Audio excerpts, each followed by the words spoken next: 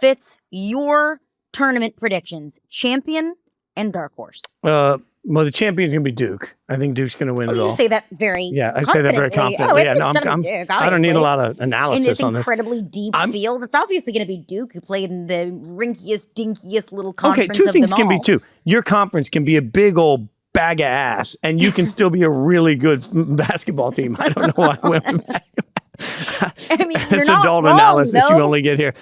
No, I think at some point, like, we just got to trust our eyes, right? I'm going to trust that Cooper Flagg comes back and is healthy. And if Cooper Flagg comes back and is healthy, the ways he can beat you and what he can do for perimeter defense particularly is just going to make it so tough. So then you look at it and say, okay, if I trust coaches that I know have been there before, teams that don't turn the ball over a lot, and guard play. Those are like the three holy trinities for me of March Madness trust. So I like what Duke's going to be able to do in that. I think it's I like the 2 seeds. We did our live stream earlier. I think Michigan State has a real shot at the championship game. I think St. John's has a real shot at the championship game. I think Tennessee could advance. I think all of the 2 seeds can actually turn out to be really good. And I don't know that there's a Cinderella, like peel behind the curtain. Even our editors at Yahoo are like, pick a Cinderella. And I'm like, I don't know. I don't love any of these 11 seeds going all the way to the Elite 8. But I do think that the Big Ten overall has been so misseeded that I wouldn't be surprised to see a Maryland, a Wisconsin, a Michigan go further than we expect. Like, everyone's right. The SEC is great.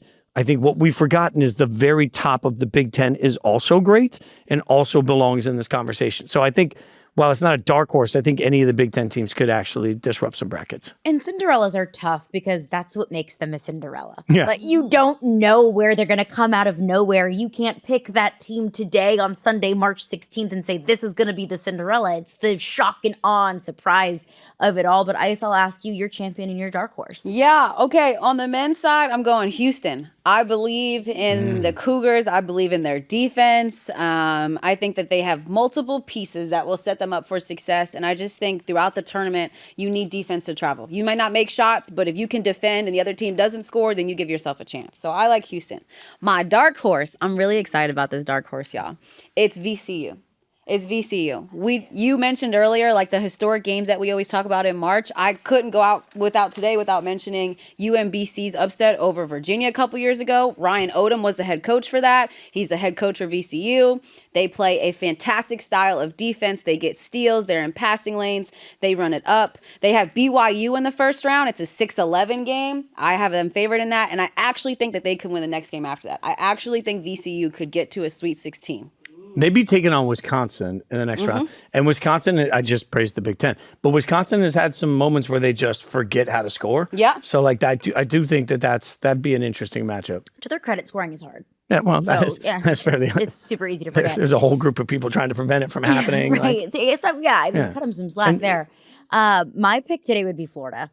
And I also thought that I was being like fun and different and like super quirky. Look at me, like picking this team that's the 4th 1 seed. But I was watching some of the selection shows.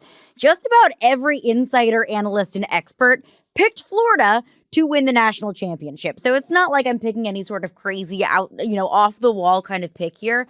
The reason why I feel so confident in Florida is they can beat you in so many different ways. They are so deep. They can score. They play good defense. They can rely on different guys to score. If it's not Walter Clayton, it's Alex Condon. And this team plays with such a chip on their shoulder. We were talking about this earlier, Ice. The mid-major mentality. Florida, obviously, not to a mid-major, the SEC tournament champions. But you look at their head coach, and Todd Golden, he came from San Francisco. You look at Walter Clayton, who came from Iona. You look at Will Reichard, he came from Belmont. You look at Elijah Martin, he came from FIU. You have, and I don't say this in a mean way or a derogatory way, it kind of feels like a little bit of an island of misfit toys that all came together at the perfect time, and they fit together so perfectly. They're deep. They're versatile. They've been through the gauntlet, which might work to their favor, might work against them. It's the rest versus rust kind of conversation. I love Florida, even though we just talked about how hard their schedule is and how hard their draw could potentially be on their side of the bracket. I like Florida.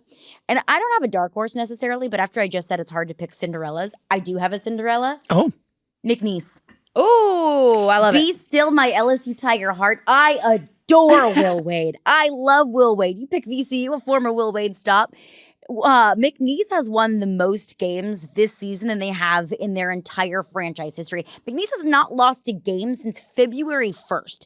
And I know that they're not necessarily playing in the deepest conference in all of college basketball. I know that their strength of schedule isn't necessarily the highest up there, but McNeese scheduled Alabama earlier in the season. Like, McNeese's non-conference schedule has at least put them through a little bit of a gauntlet, has kind of shown them the things that they need to work on, the things that they need to learn from throughout the regular season. So I like McNeese mostly because I love Will Wade.